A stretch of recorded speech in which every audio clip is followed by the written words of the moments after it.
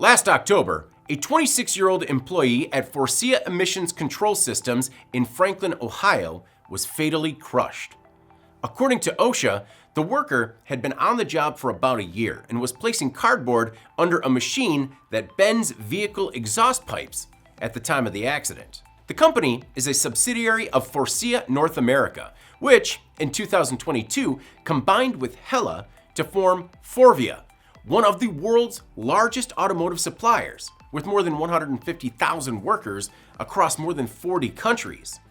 Faurecia North America operates 29 factories just in the US. The accident triggered an OSHA investigation, and now the company is facing $314,000 in fines after the safety agency found that the death could have been prevented if only it provided proper machine guarding. OSHA issued 10 instance-by-instance citations after finding the company did not properly train employees in lockout-tagout procedures. This includes temporary workers.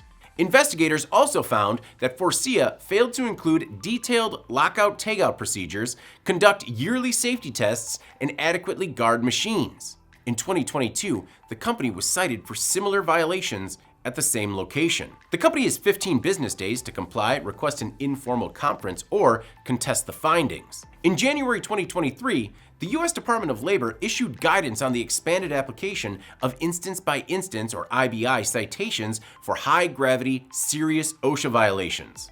OSHA officials can apply IBI penalty adjustments as a deterrent. Previously, IBIs only applied to willful citations, but OSHA thought a more expansive application could incentivize employers to proactively prevent workplace fatalities and injuries. It would also give OSHA another tool to help ensure safe work environments, especially when dealing with repeat offenders and catastrophic accidents. Since 2019, OSHA has opened nearly 1,700 machine hazard inspections just in Ohio.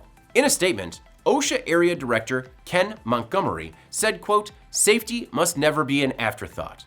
It has to be a core company value, especially in the manufacturing industry." I'm David Manti. This is Manufacturing Now.